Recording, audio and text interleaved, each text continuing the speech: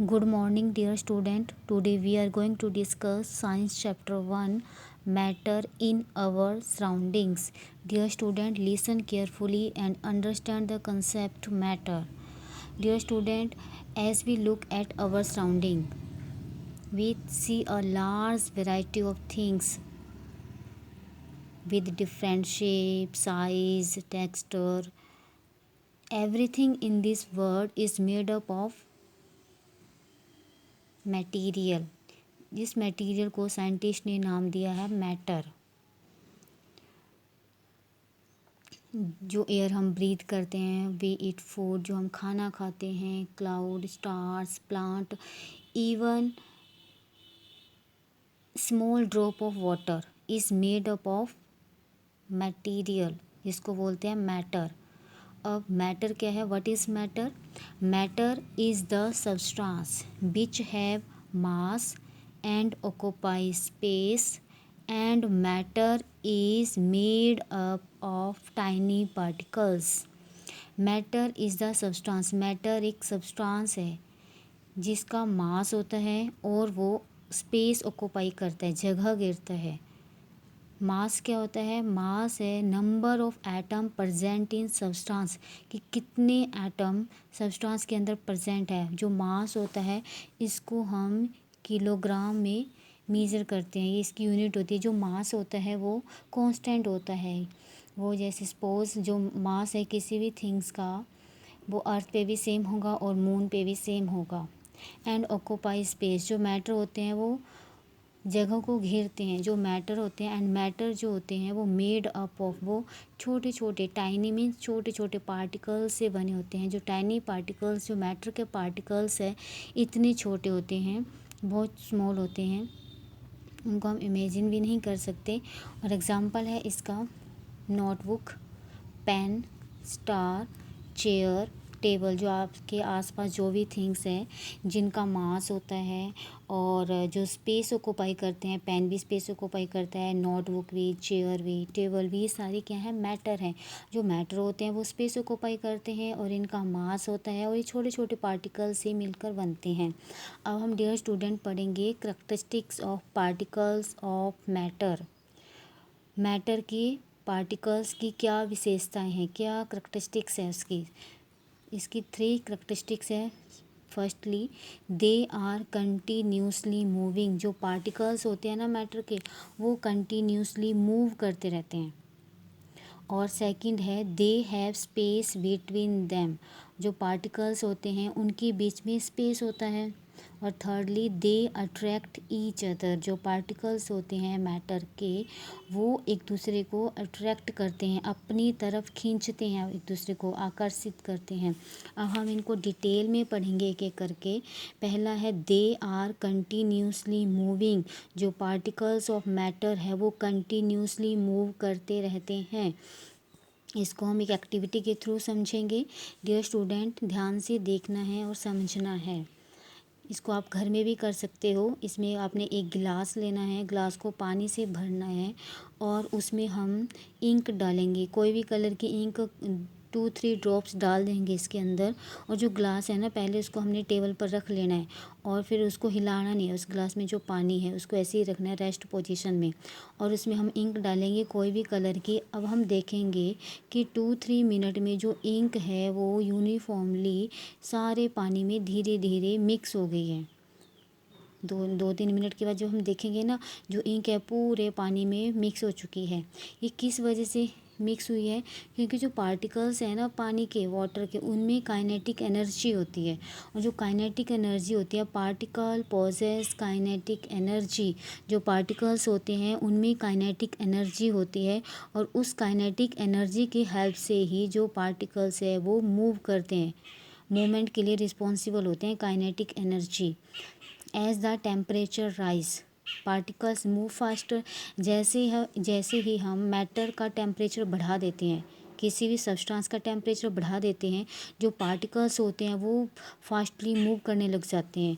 Because kinetic energy increase. क्यों? Kinetic energy बढ़ जाती है. इट मीन्स जो काइनेटिक एनर्जी है वो डायरेक्टली प्रोपोर्शनल है टेम्परेचर के। जितना ज़्यादा टेम्परेचर उतनी ज़्यादा काइनेटिक एनर्जी, अगर कम टेम्परेचर है तो काइनेटिक एनर्जी भी कम होगी।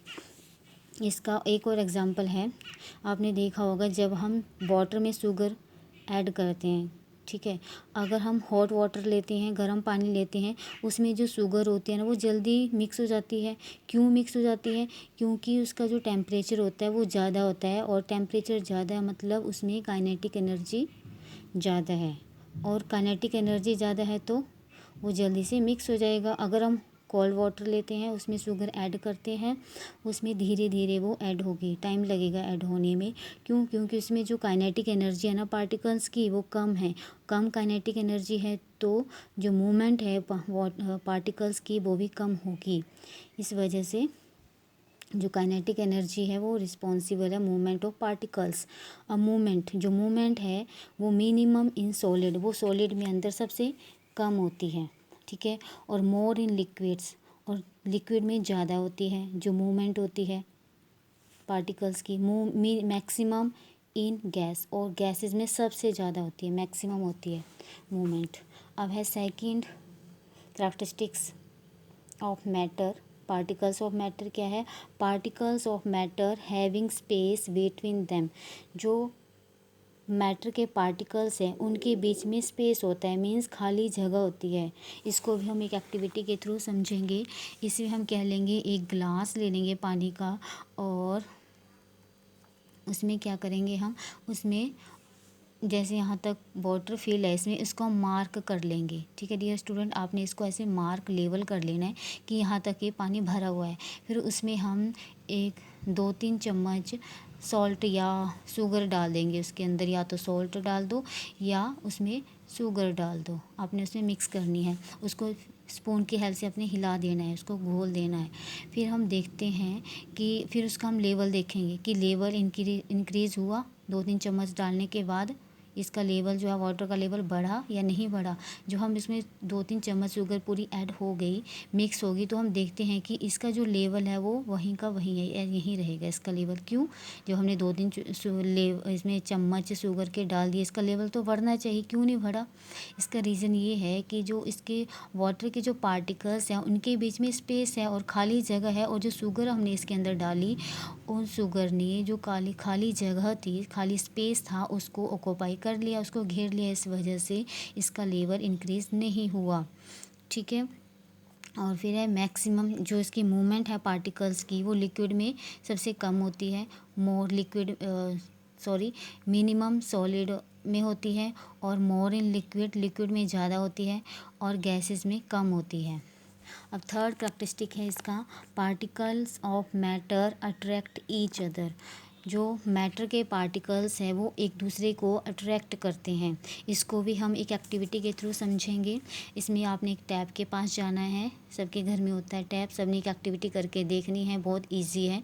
और जब हम साइंस पढ़ते हैं उसको अपनी डेली लाइफ से रिलेट करके पढ़ना है, वो इजीली हमें याद होगा, वो इजीली अंडरस्टैंड कर पाएंगे उसको, हम उसको समझ भी पाएंगे। रट्टा नहीं मारना है उसको, इस तरह से लर्न करना है कि अपनी डेली लाइफ से कोरिलेट करके।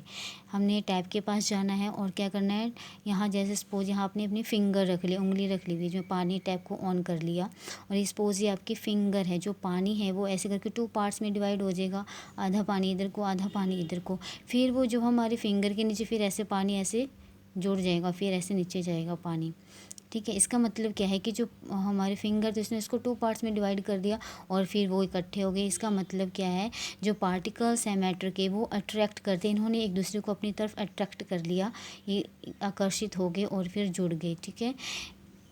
जो फोर्स ऑफ अट्रैक्शन है इसके बीच में, जो फोर्स ऑफ अट्रैक्शन है पार्टिकल्स में, वो सॉलिड में सबसे ज़्यादा होता है, इंटरमीडिएट इन लिक्विड में ना ही ज़्यादा ना ही कम, इंटरमीडिएट मतलब बीच का है, और नेग्लेक्जिबल इन गैस में ना के बराबर होता है। अब ये थी 3 कैरेक्टरिस्टिक्स ऑफ मैटर। पहली थी they are continuously moving, particles जो होते हैं कंटिन्यूसली मूव करते हैं। सेकंड थी पार्टिकल्स के बीच में स्पेस होता है। थर्ड थी पार्टिकल्स और मैटर जो अट्रैक्ट करते हैं एक दूसरे को। ये 3 कैरेक्टरिस्टिक्स ऑफ मैटर है। अब हमने पढ़ना है स्टेट्स ऑफ मैटर, मैटर की स्टेट। पहले हमने मैटर के बारे में पढ़ा, मैटर क्या है, करैक्टरिस्टिक क्या है, अब उसकी स्टेट क्या है, कितनी अवस्थाएं हैं, कितने टाइप्स का होता है मैटर। तो स्टेट्स ऑफ मैटर 3 है, स्टेट है मैटर की, solid, liquid and gas. Solid, इसका एग्जांपल है आइस, लिक्विड वाटर, गैस जो गैसेस है O2, CO2, N2, कोई भी गैसेस है। पहला है सॉलिड।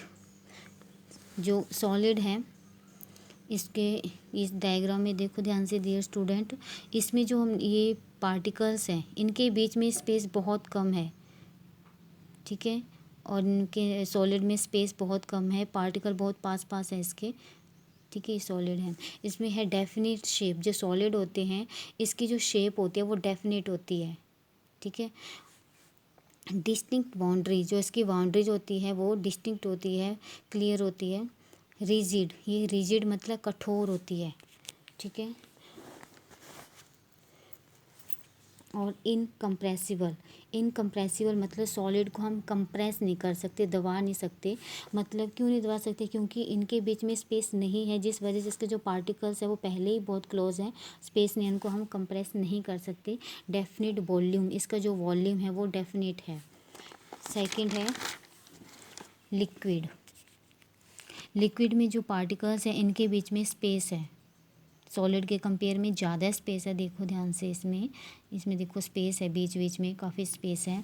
अब इसके करैक्टरिस्टिक्स क्या हैं, नो डेफिनेट शेप, जो लिक्विड होता है ना उसकी डेफिनेट शेप नहीं होती, फिक्स शेप नहीं होती। जिस कंटेनर में हम लिक्विड डालेंगे वो उसी की शेप ले लेता है। सपोज़ हमने जो वाटर है वो कप में डाला, वो कप की शेप ले लेगा, वाटर में डाला वाटर की शेप ले लेगा, जग में डाला जग की शेप ले लेगा, मतलब उसकी अपनी डेफिनेट शेप नहीं होती। जिस कंटेनर में हम वाटर या लिक्विड डालते हैं वो उसी शेप का हो जाता है। नो डेफिनेट बाउंड्रीज, इसकी बाउंड्रीज डेफिनेट नहीं है। जैसे हमने लिक्विड यहाँ गिरा वो वैसे ही बहने लग जाता है, उसकी डेफिनेट बाउंड्रीज नहीं होती, वो इधर को फैल जाएगा। फ्लूइडिटी, फ्लूइडिटी मतलब बहाव, लिक्विड में एक कैरेक्टरिस्टिक है इसमें फ्लूइडिटी होती है, बहाव होती है, बहता है ये पानी। लो कंप्रेसिबल, ये थोड़ा कंप्रेस हो जाता है as compare to solid, solid नहीं होता था, ये कंप्रेस हो जाता है क्योंकि इनके बीच में स्पेस है, इनके मॉलिक्यूल जो होते हैं पार्टिकल्स वो पास पास आ सकते हैं को कंप्रेस करके दबा के। और डेफिनेट वॉल्यूम, इसका जो वॉल्यूम है वो भी डेफिनेट है। अब है थर्ड है गैस। गैस में जो पार्टिकल्स है देखो इसे बहुत स्पेस होता है बीच में, इनके बीच में बहुत ज़्यादा स्पेस है, कोई इधर को मूव कर रहा है, रैंडमली मूव करते हैं इनके पार्टिकल्स। इसमें आपने देखा होगा गैस का एग्जांपल है कि जब खाना बन रहा होता है रसोई में, जो हमें एकदम से खुशबू आ जाती है कि कुछ तो बन रहा है, तो मतलब उसके जो पार्टिकल्स होते हैं गैस के बहुत एयर में बहुत जल्दी मिक्स हो जाते हैं और हम पहुंच जाते हैं, रैंडमली मूव करते हैं। इनकी जो करैक्टरिस्टिक है वो है नो डेफिनेट शेप, गैस की कोई डेफिनेट शेप नहीं होती। और सपोज़ हमने जिस उसमें हमने गैस को डाला, जैसे सपोज़ हमने गैस को हमने बैलून में फिल किया, वो बैलून की शेप ले लेगा, कंटेनर में फिल किया कंटेनर की शेप ले लेगा, इसकी अपनी कोई शेप नहीं है। नो डेफिनेट बाउंड्रीज, इसकी अपनी कोई डेफिनेट बाउंड्रीज नहीं है। फ्लूइडिटी है, इसमें एक विशेषता है, बहाव होता है इसमें। हाई कंप्रेसिबल, इसके जो मॉलिक्यूल के बीच में स्पेस है बहुत ज़्यादा होता है, इसलिए इसको हम ज़्यादा कंप्रेस कर सकते हैं। नो डेफिनेट वॉल्यूम, इसका डेफिनेट वॉल्यूम नहीं होता, मतलब अगर हमने सपोज ये कंटेनर है, इसमें हमने ये गैस फिल किया, अगर ये इसी गैस को हमने बड़े कंटेनर में फिल कर दिया, ये पूरा स्पेस ले लेगा, पूरा स्पेस ऑक्यूपाई कर लेगा। लेकिन यहाँ पर इसका वॉल्यूम कम है और यहाँ पर इसका वॉल्यूम ज़्यादा है, मतलब जो गैस होता है ना वो उसके जो डेफिनेट वॉल्यूम नहीं होता, वो उसका और वो अगर छोटे कंटेनर में डालेंगे तो उसका वॉल्यूम कम होगा, उसी गैस को बड़े कंटेनर में डालेंगे तो पूरे कंटेनर में फिल हो जाएगी और इसका वॉल्यूम ज़्यादा होगा, मतलब नो डेफिनेट वॉल्यूम। तो हमने डियर स्टूडेंट आज हमने मैटर पढ़ा, मैटर की करैक्टरिस्टिक्स पढ़े और स्टेट्स ऑफ मैटर, इन सबको ध्यान से देखना है, सुनना है और समझना है और लर्न करना है। What is matter, characteristics of matter, states of matter, ये आपका होमवर्क है। Thank you.